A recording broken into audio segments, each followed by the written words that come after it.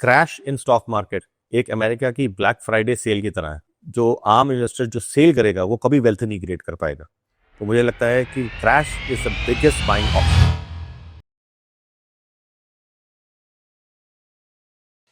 अभी आपने word use करा पैनिक सेलिंग। तो जब पैनिक आता है मार्केट में तो हमें क्या करना चाहिए? होल्ड करना चाहिए, सेल करना चाहिए कि और बाइंग करना चाहिए? बहुत अच्छा सवाल आपने पूछा है और मुझे लगता है कि यहीं पे ही सारी स्टॉक मार्केट की गेम है। लोग फियर के साथ रिटेल इन्वेस्टर मार्केट में जाता है क्योंकि इतना ज़्यादा एक्सपीरियंस लेकर नहीं जाता है, और क्योंकि वो अपनी हार्ड एंड मनी को इन्वेस्ट करता है और लोगों को आदत भी है कि रोज रोज उसको मॉनिटर करते हैं।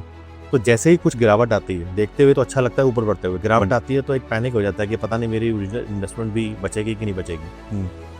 मैं ये मानता हूँ, ये मेरा पर्सनल व्यू है कि क्रैश इन स्टॉक मार्केट एक अमेरिका की ब्लैक फ्राइडे सेल की तरह है। जिस तरीके से ब्लैक फ्राइडे सेल एक जाती है और लोग पागलों की तरह दुकानों पे चले जाते हैं परचेजिंग करने के लिए, ये क्रैश को ब्लैक फ्राइडे सेल माननी चाहिए।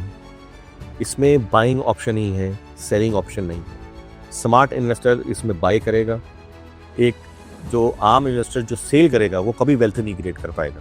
तो मुझे लगता है कि crash is the biggest buying option. मैं आपको छोटे से एग्जांपल दूं, मार्च 2020 के अंदर जब कोविड आया था तो हमारा निफ्टी क्रैश होकर 7500 रुपये तक पहुंच गया था। और वो 7500 का फॉल जो था वो 40% का फॉल था।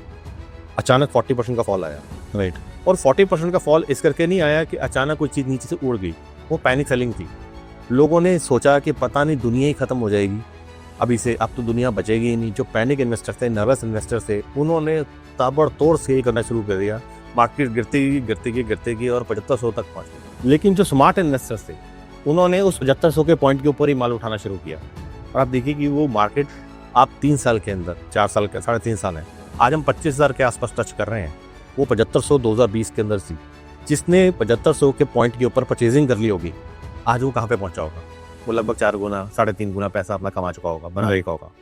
तो इसलिए मैं मानता हूँ कि पैनिक, बाइंग, सेलिंग, क्रैश के अंदर पैनिक के टाइम पे बाइंग ऑप्शन ही सबसे बड़ी ऑप्शन। तो कहीं ना कहीं हमें पैनिक जब आता है मार्केट में तो उसके लिए हमें कैश रखना चाहिए। जी, मैं लगता है कि कुछ कैश आपके पास ज़रूर होना चाहिए। अब जैसे फॉर एग्जांपल अगर आप देखें कि इस समय कहा जा रहा है कि जो बड़े बड़े वर्ल्ड के इन्वेस्टर्स हैं उनके पास कैश रिजर्व ज़्यादा बढ़ने शुरू हो गए हैं। So that they are basically waiting कि जैसे ही कुछ क्रैश कहीं पे आएगा तो अचानक हम पैसा बीच में डाल देंगे, उसको उठा लेंगे। तो कुछ कैश रिजर्व आप अपने पास रख सकते हैं और वो रखना भी चाहिए for buying at the time of crash और पैनिक। और ये आपको टाइम पे स्टॉक मार्केट जो है ना, ये ऑप्शंस और अपॉर्चुनिटीज देती है। ये लगातार, अचानक सब कुछ ठीक चल रहा था, इंडिया पाकिस्तान की वॉर हुई, अचानक गिरा 1 या 2 दिन के लिए, फटाक कर गिरा। जब इलेक्शन के रिजल्ट आए, अचानक 1 दिन के लिए मार्केट क्रैश हुई, आपको तब अपॉर्चुनिटी मिली। अचानक टैरिफ लगा तो आपको 2 दिन के लिए, 1 दिन के लिए आपको थोड़ा सा इफेक्ट नजर आया, उसके बाद मार्केट ने दोबारा रिकवर कर लिया। तो बार बार आपको ये अपॉर्चुनिटीज मिलती हैं, लेकिन अगर आपकी जेबें ही खाली हैं तो आप खरीदेंगे क्या?